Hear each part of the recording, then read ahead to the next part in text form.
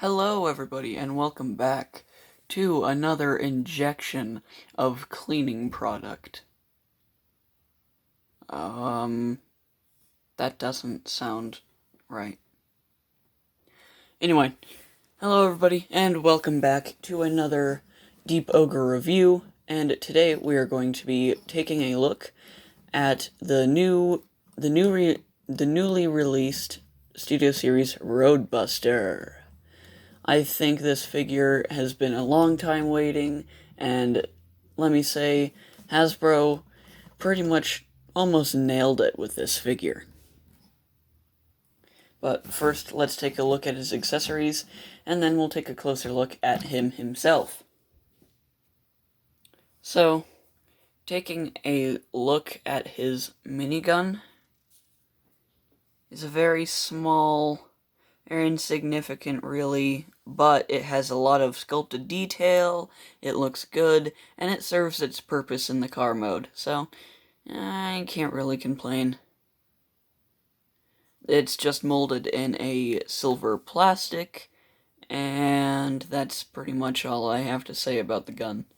But you can put it on a Roadbuster's shoulder, put it on the side of his arm, or have him hold it, like the simp you are. All jokes aside, I'm pretty okay with the weapon. It's just not really... I would have liked to seen a little bit more, but I'm okay because I have extra weapons that I don't use on the figures that they came with. But other people who don't have extra weapons, with a character like Roadbuster, who in the movie had a bunch of guns, he was a wrecker, you know, he fought Shockwave, he fought, DevCon. It's just kind of disappointing to see him get shafted when it comes to his weapons. Whatever. It's whatever. But, problem does arise when I put this gun into his arm, into his hand. His arm at the upper joint is very, very loose. But if I just move it up just a little bit, it's perfectly fine. If I just, like, find a sweet spot and it's right there, it's perfectly fine. So, not really a major gripe. Bringing Roadbuster in for a closer look, he has really nice detail for his head. It's very, very movie accurate. He has this nice little piece that's jutting out on his forehead. He has these spikes kind of right here, and then his visor. But in the movie, the visor was not green. The visor was this kind of rainbowish type tint to it. But, whatever. At least he has a visor. And he has nice silver paint for the face. Really letting all of that sculpted detail come through on him. Moving down to the body, you have the nice faux chest piece here, these little tubes right here, these kind of cylinder pieces, some hoses right here and everything. Got this nice little turbine fan type detail in the center of his chest. And yeah, he looks pretty good. The ab section looks good. His crotch looks pretty good. It's kind of plain, but that's what we get with Transformers. And, well, he doesn't have an Impala logo right here, so 0 out of 10, what the fuck, Hasbro? Obviously, I'm not that mad. That was... it was just... people feel like that sometimes in their reviews of this guy. Anyway. His legs are done in a nice black plastic. If it could focus. There is some sculpted detail, but just because of how empty and dark the black is, it doesn't really pop out at you as much as I would like, but whatever. His knee pads look really good, and his shins especially. I love the detail on these. It looks really, really good. So now let's get into size comparisons. Here he is next to some War for Cybertron figures. You have the Impactor, the Siege Impactor, and Earthrise Wheeljack, which was my last review.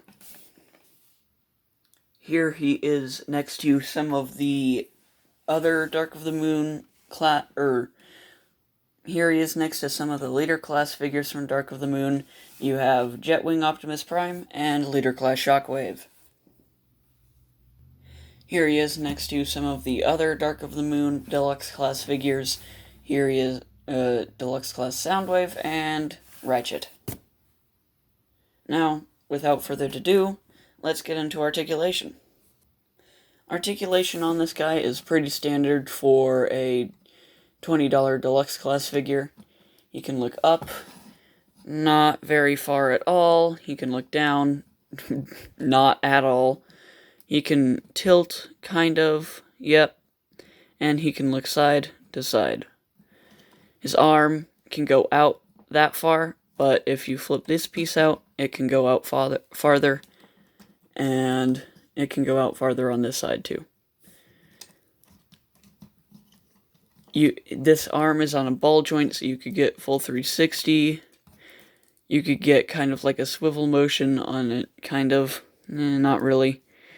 And he does have a bicep swivel, double jointed elbows, as previously mentioned, that are pretty good on a Transformer. You know, seeing Transformers with double jointed elbow these days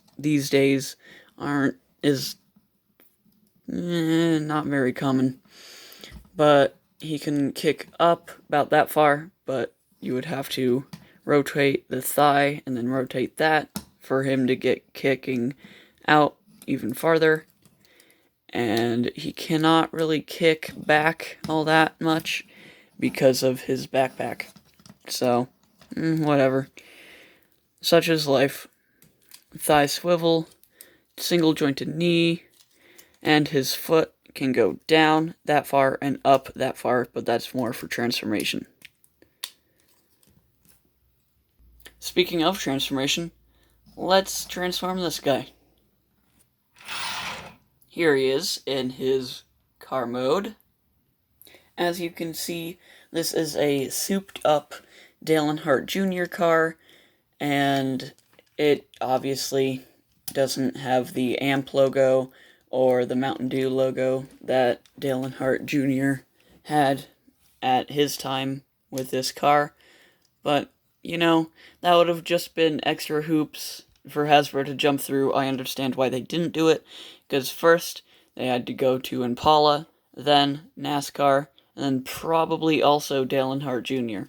So, I understand why they don't have the Goodyear logo on the tires, and I understand why they didn't include the Mountain Dew and AMP logos, but it's just kind of disappointing that those are missing out on this figure. But at the same time, I understand why. It would have just been legal hoops after legal hoops. Oh wait, I forgot one thing.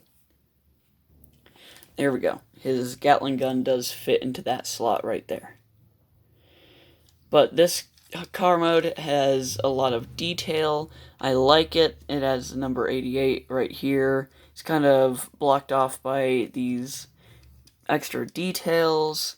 He has the Impala logo right here, his bumper, the Gatling gun, his machine guns up here, the turbo detail on his ass end of the car, his spoiler, and his missile pods do say NASCAR on the side of them.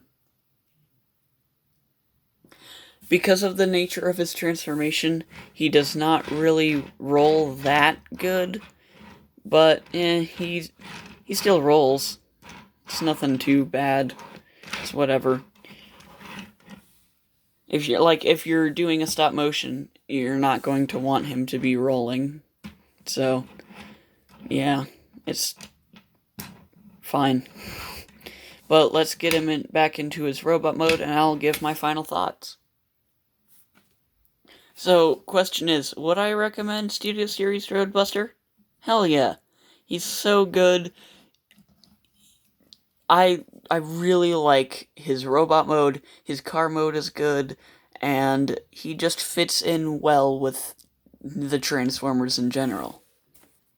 And yes, I know, it's a Studio Series figure, so are you happy? So, here he is with the backdrop, and I do say I do prefer this backdrop over Shockwave's. Taking Roadbuster off of the backdrop, you can just see that it's more accurate to the movie, more accurate to the character. It has a bunch of burning cars, a bunch of smoke, a very war-torn Chicago, like it was in the movie.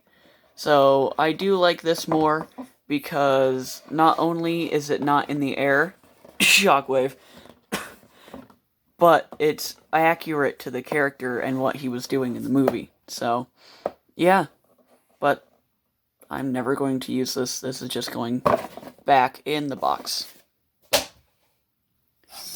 But bringing Roadbuster back in, final thoughts, I love this figure. I've been wanting another Roadbuster for forever. I was going to actually try and track down the original Roadbuster, because I used to have that figure. But, when this figure was announced, I'm like, I've got to grab it. I have to. So, I'm very happy with how this figure turned out. It's very solid, it's small, and it doesn't come with much, and it's not all that accurate. It's missing, like I said, the amp, and the Mountain Dew, and the Impala right here. But, whatever. It's whatever. It's a good action figure, it's a good Roadbuster, and if you see it, pick it up. If you see two, leave one for the next collector. Yes, that's from Toy Galaxy. And my rating on this figure is probably one Scottish accent out of 10. Wait, one? Oh no, fuck, I fucked up. 7 Scottish accents out of 10. Anyway, I'll see you later. Bye-bye. Peace.